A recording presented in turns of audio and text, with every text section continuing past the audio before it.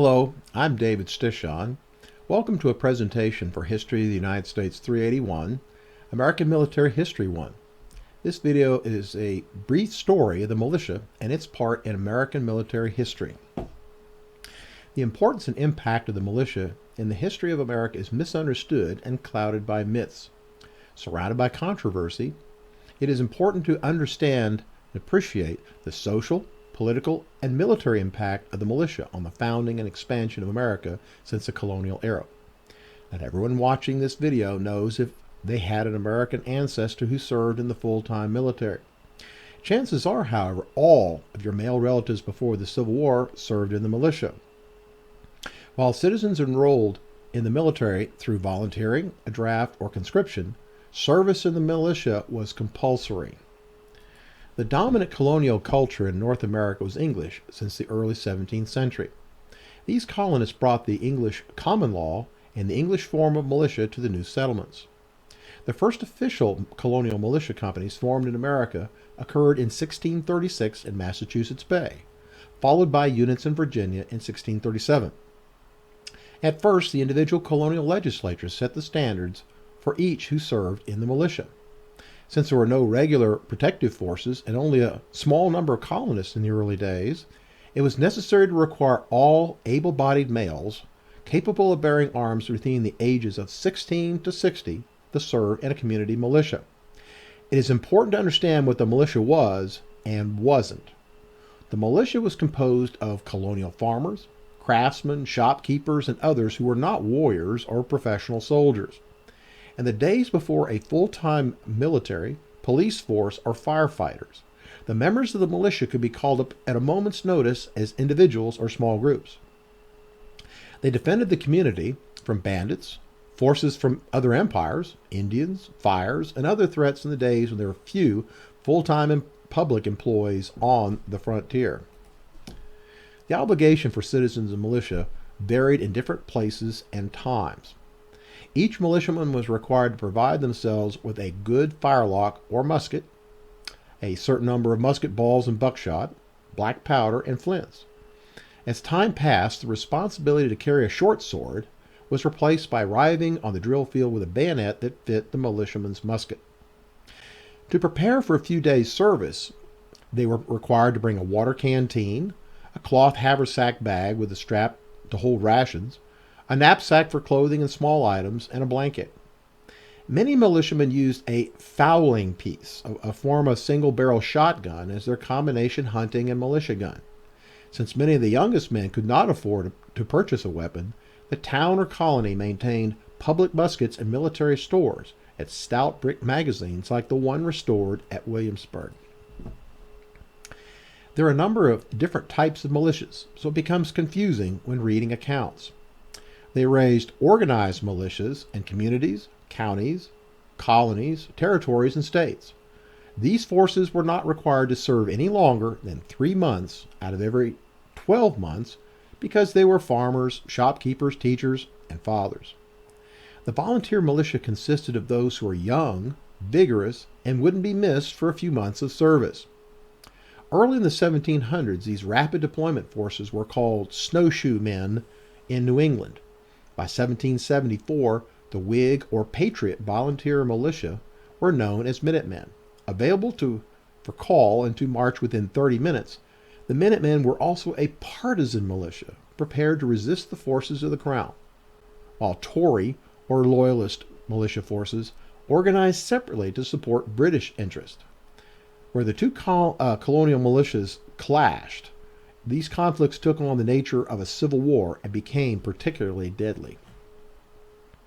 The Crown or colonial governors enlisted volunteer units from the militia for longer campaigns against Indians, French, or Spanish forces. These were temporary soldiers who served either on separate provincial expeditions or as auxiliaries to British regular units. Many Americans served alongside British troops in wars through the 7 Years' War or French and Indian War. These provincials became leaders in the militia or volunteers who served on both sides during the War for Independence. General George Washington depended upon local militia units called up on short service to add their numbers to the colonial line throughout the war. As the frontier advanced westward, the first social organizations formed on the wilderness were congregations who met in larger log cabins and the community militia. The decennial federal census that began in 1790 had two functions. First, to count the number of inhabitants to determine the number of elected representatives.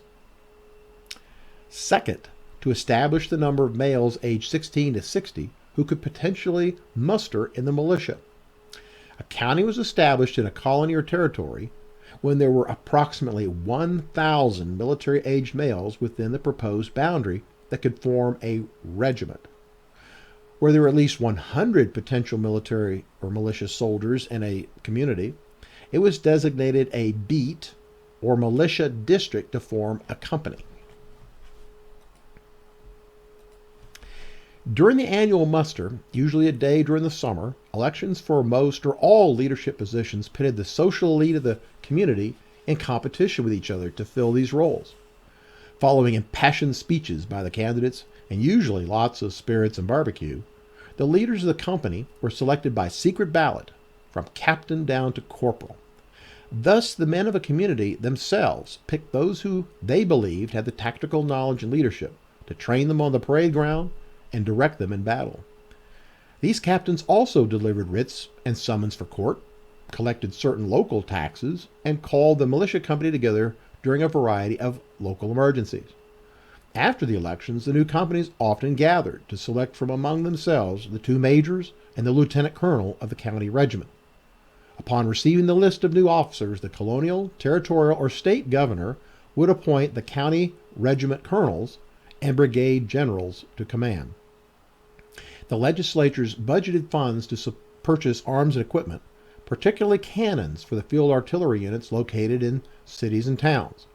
The wealthier citizens raised horsed units of dragoons and cavalry, who armed, equipped, and uniformed themselves at private expense. The traditional system of local elections for companies in the Virginia National Guard continued until 1922. From the earliest days of the American Confederation, Congress passed a series of militia laws requiring universal participation by adult male citizens and creating an annual federal budget for militia supplies for each state and territory. Major federal militia acts passed in 1777, 1792, and 1808. They established armories and arsenals for the production of arms and accoutrements for the regular army and the states. Generally, national armories, such as those at Springfield, Massachusetts, and Harper's Ferry, then Virginia, produced small arms for the regular army, while contractors produced weapons for the states. The same rule applied to ammunition, accoutrements, and artillery equipment. Each state legislature could choose what military equipment it desired for the next year, provided from the funds approved by Congress. These muskets and rifles were produced on contract for issue in state militias. The Morrill Act of 1862, that created what eventually became 69 land-grant colleges, included a forgotten feature: the requirement that the students receive military training to provide a corps of militia and volunteer officers in war.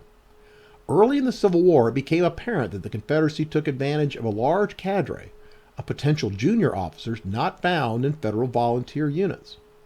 The slave-holding states retained a solid local militia system to protect white citizens against slave revolts such as the 1739 Stono Rebellion and 1831 Nat Turner Rebellion in South Carolina. Long after the British, Spanish, or Indians threatened communities in the South, the local militias remained organized and armed.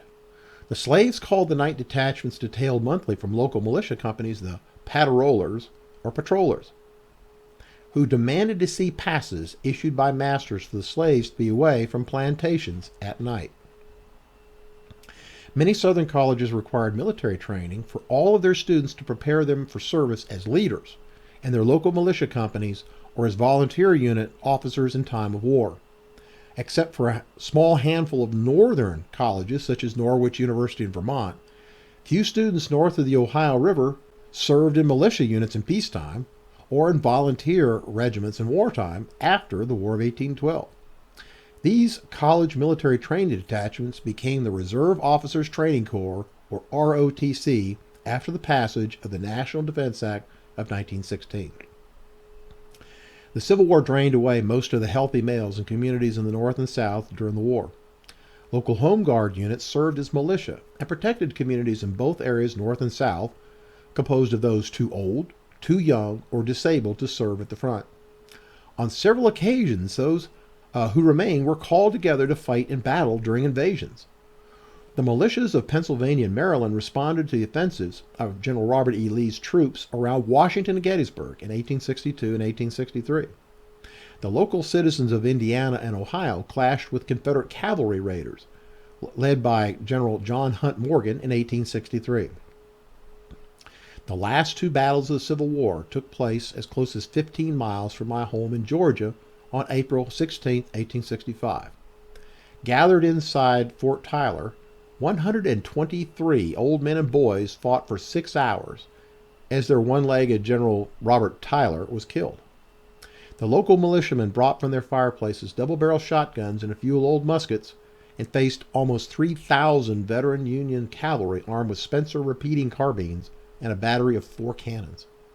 Over half of the militia, that included one boy as young as age 11, were shot in the head or shoulders as they tried to rise over the dirt walls of the fort.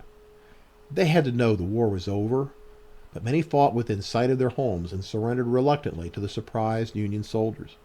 It was the last battle of the American militia. After the Civil War, the organized militias in the South were composed of the Union Leagues and freedmen, who faced an underground insurgency composed of former Confederates, who resisted first the occupation during the war and then the political and social reconstruction of the South. Acting as night riders to intimidate the former slaves, the United States troops, and those local and new residents loyal to the federal government, members of the Order of the White Camellia, the Ku Klux Klan, the former Knights of the Golden Circle, and other local underground militias operated as guerrilla forces.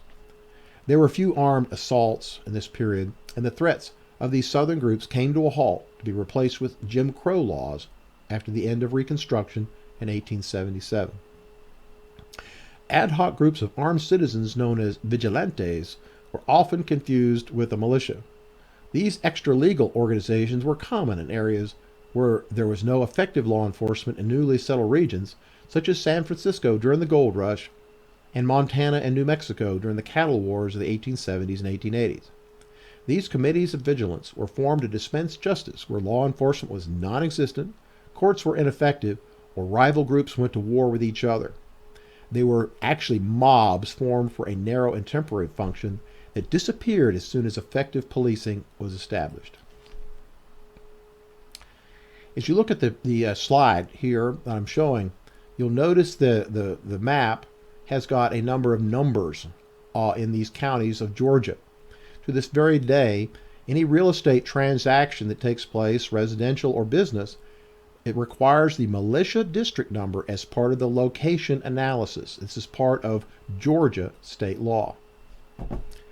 That same 1916 National Defense Act that founded ROTC also authorized the National Guard. Though managed by the state governors, the National Guard may be federalized by the president and is considered a part of the total army. 27 states maintain state defense forces that are completely under the control of their governors. These unpaid units fill in for the National Guard during emergencies and war and provide their own uniforms. They are the last of the organized militia in the United States, though by law, all able-bodied men in the United States, aged 18 to 45, are still considered part of the unorganized militia. Though a few shooting clubs formed after the premiere of the movie Red Dawn and fears of massive civil unrest call themselves militia, they are watched closely by the FBI and are not considered any more controversial or dangerous than Antifa or other armed social groups. The United States could not become an independent nation without the militia that rushed to Lexington, Concord, and Boston, and there were never enough regular army units available to protect the settlements of the frontier for almost 200 years. Though ridiculed or misunderstood, the American militia was an important defensive, political, and social assembly throughout the history of the United States. I'm David Stieghan, and I hope you will research the American militia to better understand its role in history.